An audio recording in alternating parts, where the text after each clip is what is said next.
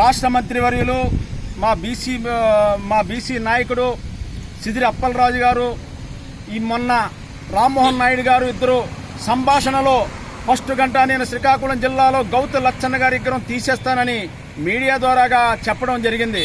దీనికి రాష్ట్రంలో ఉన్న గౌడ, చెట్టబలిజ, శ్రీశైన, యాత, ఈడిగ కులాలు సంబంధించిన ప్రజలందరూ మనోభావాలు దెబ్బతినేలా మాట్లాడిన మా బీసీ మంత్రి అప్పలరాజు మీద మా బీసీ సంఘాలు అన్ని కూడా గగ్గోలు పెడుతుంటే ఈ రోజు కూడా క్షమాపణ చెప్పలేదు.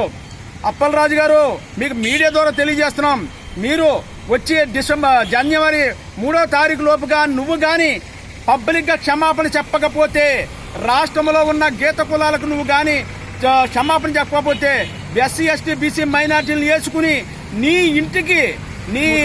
ఇంటికి శ్రీకాకుళం జిల్లా ముట్టడించడానికి 13 జిల్లాల్లో ఉన్న నాయకులేసిన మొత్తం కబర్దార్ కాసుకో.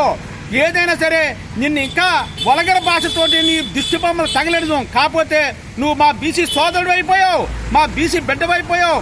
స్వతంత్ర సమర యోధుడు గౌతు లచ్చన్న అంటే స్వతంత్రంలో పోరాడిన వ్యక్తి.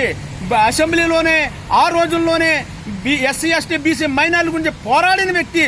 అటువంటి వ్యక్తి విగ్రహాన్ని రాజశేఖర రెడ్డి దగ్గరుండి ఆయన స్థాపించిన విగ్రహాన్ని నువ్వు తీసేస్తావా?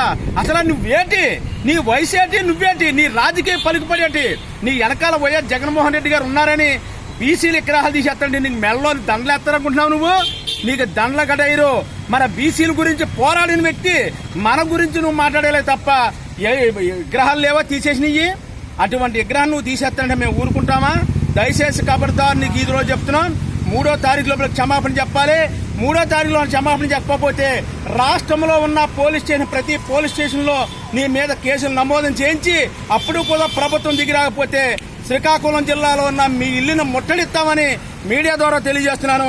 నా పేరు పెద్దించెడి వెంకటేశ్వరరావు, తెలుగు జనతా